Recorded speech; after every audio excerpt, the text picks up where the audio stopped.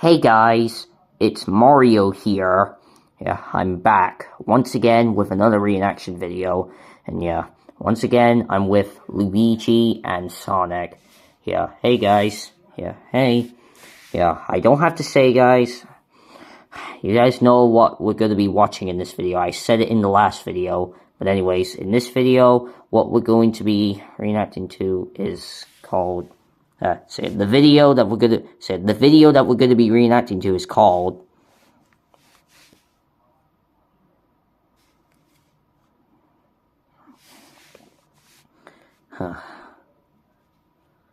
Call of Duty Modern Warfare Timeline. So yeah, that's the video right there.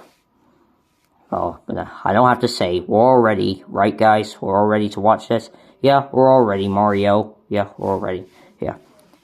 So anyways, guys, without further ado, let's watch this. So let's reenact to this.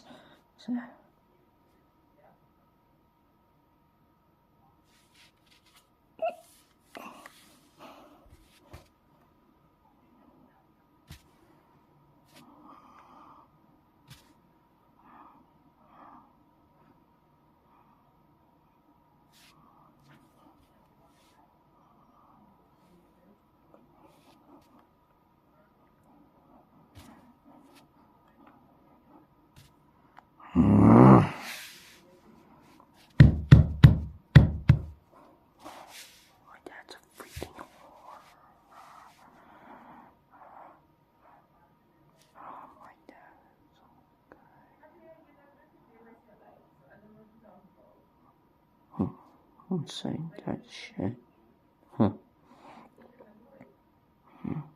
Oh, you guys ready? Yeah, we're ready, Mario. Yeah, we're ready. All right, Luigi. Yes. Okay. So yeah, this video we need the subtitles on. Well, are the subtitles on? Yeah, they're on. All right, Mario, turn it on. All right.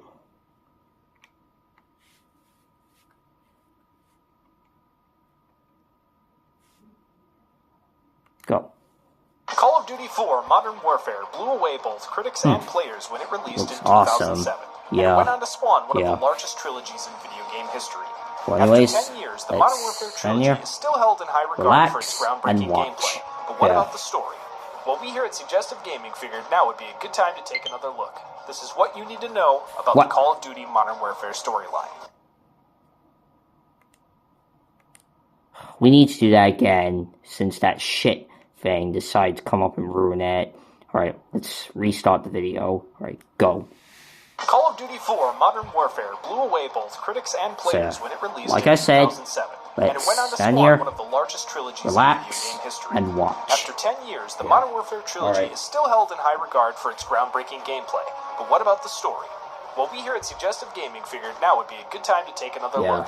This is what you need to know about the Call of Duty Modern Warfare storyline. The story of the original Modern Warfare timeline. Where a group of ultra-nationalists in Russia are engaging in a civil war with the government. This is the story of the original Modern Warfare timeline. One ultra-nationalist, Imran Zakhaev, Imran Zakhaev, the jackass, organized by Khaled al-Assad, and Khaled al-Assad, the jackass as well. Meanwhile, Sergeant John Soap McTavish joins the Bravo team of the British Army's Special Air Service. Soap, along with the other Bravo team members, Lieutenant Gaz and Captain John Price, are then sent to the Bering Strait to intercept a freighter to search for a suspected nuclear package. They go on the ship, After infiltrating they find the thing, and then they get off the ship. Warhead covered in Arabic writing. They are then attacked by enemy fighters, but are able to narrowly escape with the ship manifest, pointing to al-Assad as the owner of the package containing the warhead.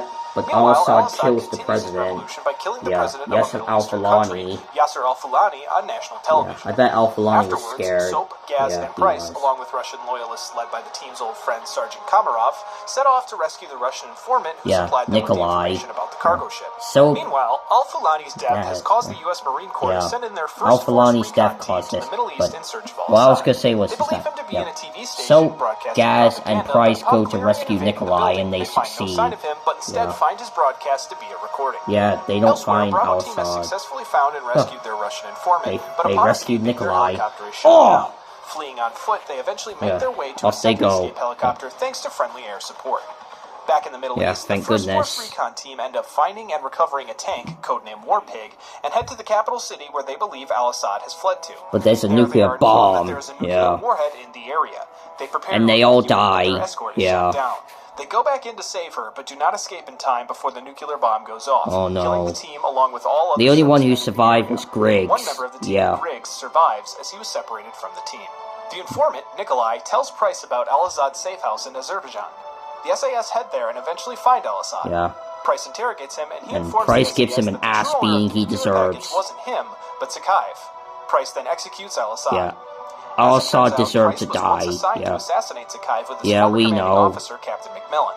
However, the plan failed, and Price only managed to sever Zakhaev's arm. Expecting him to die of blood loss, the two evacuated, but not before McMillan lost his leg, causing Price to carry him out. The SAS, USMC, and Russian loyalists then set out on a joint mission to try to capture Zakhaev's son Victor in order to lead them to his father. But Victor shoots himself. And he is eventually cornered on top of a building. However, in order to avoid capture, he shoots himself before Soap can restrain him. Angered by the death of his son, Zakhaev threatens to launch nukes at the U.S. Price leads a joint British-American operation to stop this. After invading the facility, the team see 2 nuclear missiles being launched towards the U.S. with the potential of killing over 40 million civilians. They reach the control room and Soap uses abort codes provided by command to destroy the missiles in flight. The team then reach a vehicle depot and make their escape using Russian trucks. Followed by enemy vehicles, the team escape down a Russian motorway.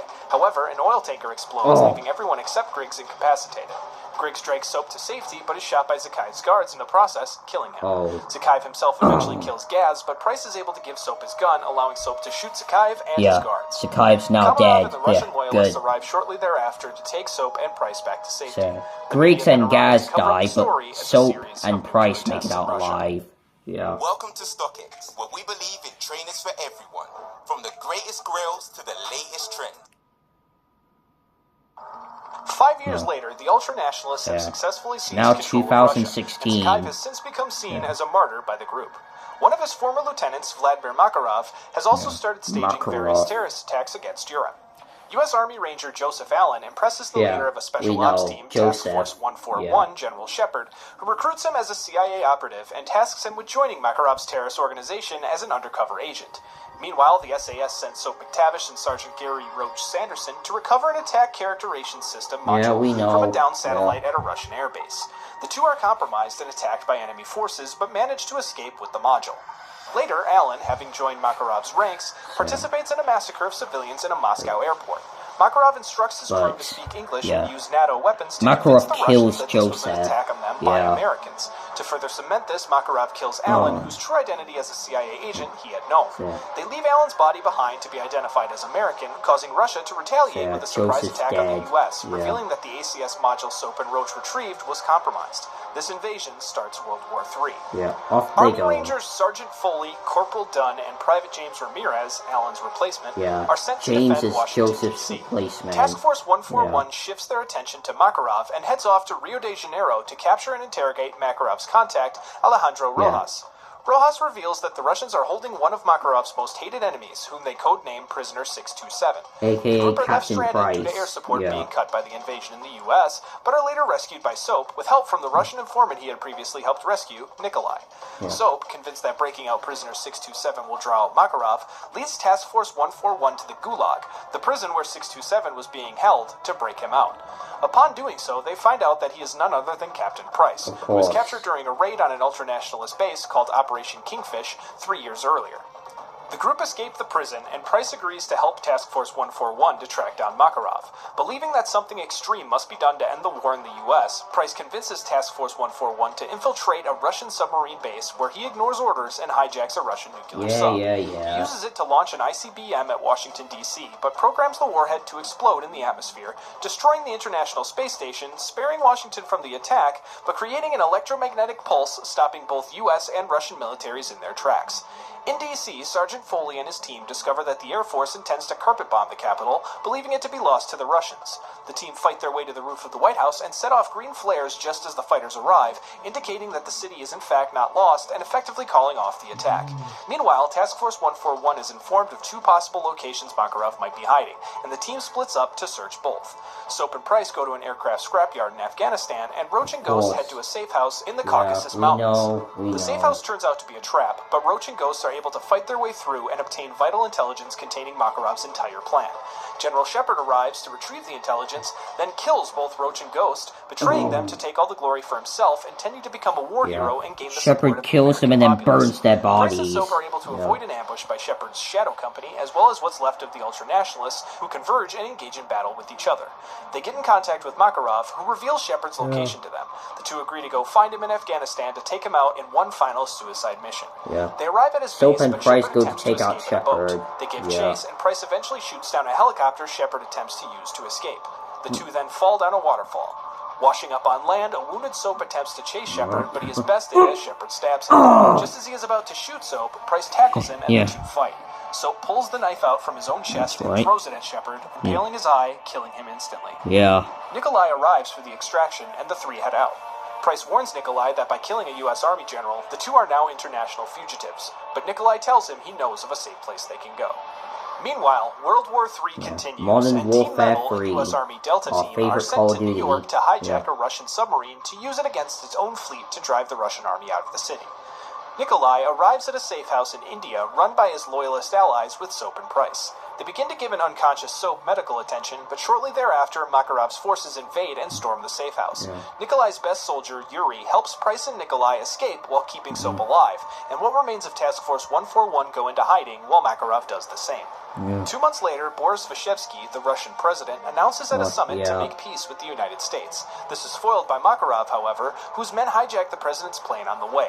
Makarov kidnaps the president and plans to abduct and torture his daughter in order to force him to hand over the launch codes for Russia's nuclear arsenal.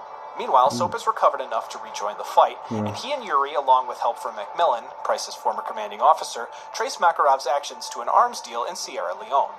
However, they are unable to intercept the cargo from the deal, and it is instead distributed to Paris, Berlin, and London, where it is revealed to be biochemical weapons, which are detonated, killing civilians across Europe.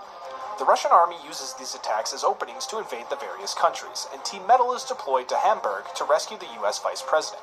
They are then supplied intel by Price, who obtained the information from a warlord involved in the chemical attacks. The intel sends them to Paris to capture a Russian bomb maker named Volk. The team capture Volk and escape Paris as the Eiffel Tower collapses due to a bombing. They learn of Makarov's location from Volk, the Hotel Lustig in Prague. They inform Price of this, and his team invade the city. There, the group are reunited with Komarov, who is currently leading a local resistance, and they set off to try to assassinate Makarov. The plan goes south when Komarov is taken hostage and strapped with explosives, and Price narrowly escapes the hotel as they are detonated, killing Komarov. Makarov also reveals that he knows Yuri, and had predicted the sniping location he and Soap were occupying, and rigged that with explosives as well. They detonate, and Soap pushes Yuri to avoid the explosion. However, as he falls, a large chunk of debris falls on him, reopening a stab wound from Shepard. Price arrives and removes the debris from Soap sadly dies. Yuri carries Soap as Price shoots a path through Makarov's men. Soap, dying from blood loss, tells Price of Yuri and Makarov's relationship in his final moments. Price leaves Soap's body, taking his journal and dog tags, and confronts Yuri at gunpoint, demanding him to explain his connection with Makarov. Yuri reveals that he was a former ultranationalist who befriended Makarov. He was with Makarov during the detonation of the nuclear bomb in the Middle East that killed Shepard's men, and he was also with Makarov when Sakhayev had his arm shut off. He was found out, however, and was shot by Makarov before the attack. Price is convinced that the two are fighting for the same thing and keeps his alliance with Yuri, and the two invade Makarov's castle near Prague. There, they discover where the Russian president is being held captive. They relay the information to Team Metal, who are able to save the president and his daughter before Makarov is able to get the nuclear launch codes. Thank goodness. Several members of the team are killed during the rescue, but their efforts led to the Sandman and his team are killed, but Price and Yuri make it out alive. 3 months later, Price and Yuri finally track they're in Makarov to 2017. There, the two are able to invade the Price hotel, and Yuri once go at the to take top, out Makarov. escaping to his helicopter on This the is roof. it. Another The helicopter final shoots the mission. hotel, however, and the roof begins to collapse. Whoa. After regaining his footing, Price finds Yuri pinned down and impaled by Hurry, debris. Price. He tells Hurry. Price to leave him and not Hurry. let Makarov get away, and Price runs to catch up to Makarov. Makarov boards his helicopter, but Price is able to jump on and kill the two pilots. This causes the chopper to crash back onto the roof. Makarov and Price, climbing out of the wreckage, race to a desert eagle they see on the ground, with Makarov getting to it first. He holds the gun up, about to shoot Price, when he is subsequently shot in the shoulder by Yuri. Taken by surprise, Makarov turns around and shoots Yuri, finally killing him. Price takes advantage of his friend's final distraction and beat him, tackles Price. Makarov, Beat him. steel cable around his throat and breaking through the glass beneath them. causing Makarov to die by That's it. Makarov is dead. Yeah, thank goodness. He sits up and gazes upon Makarov's hanging, lifeless body. Price survives. He takes out a cigar and lights it. He's the only one to survive. Sirens are heard as the police begin to arrive at the scene. This is the last we see of John Price, with his vengeance fulfilled, but his future unknown. Yeah, but it's assumed after that scene, he then dies from his wounds. If you enjoyed it, please give us a like and But, subscribe for more as we all know, Price is and the make sure you only click that one bell. who If you have any survived suggestions of other series you'd like us the to cover, events of the please leave it in a original comment and let us Modern know. Warfare See you next trilogy. time. Everyone he worked with all died. Price is the only one who survived. Yeah. But, yep, we enjoyed this video. Thanks, man. Yeah.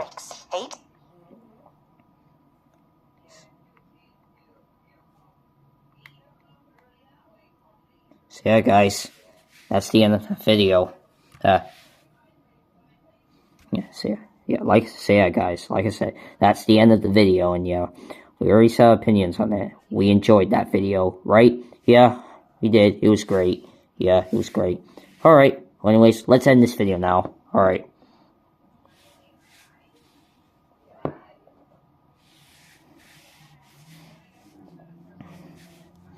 Yeah, so yeah, guys, I hope you all enjoyed this video of me, Luigi, and Sonic reenacting to the full story of the original Call of Duty Modern Warfare trilogy. So we enjoyed watching the full story of the original Modern Warfare timeline. It was awesome, right, guys?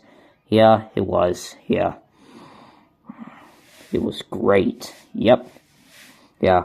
But anyways, guys, yeah. So, but for now, this is the last video for tonight.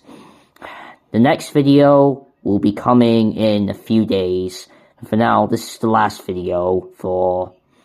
Yeah, but for now, this is the last video for the day. The next video will come in the next few weeks. Yeah, the next video will come in the next few days. But, yeah. But I hope you all enjoy... But yeah, but like I said before, I hope you all enjoyed watching this video.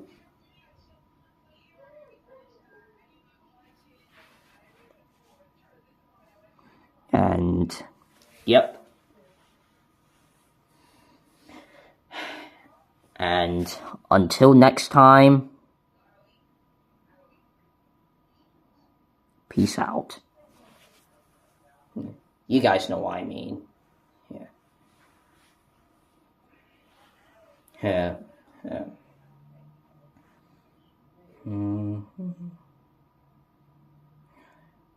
But anyways, bye.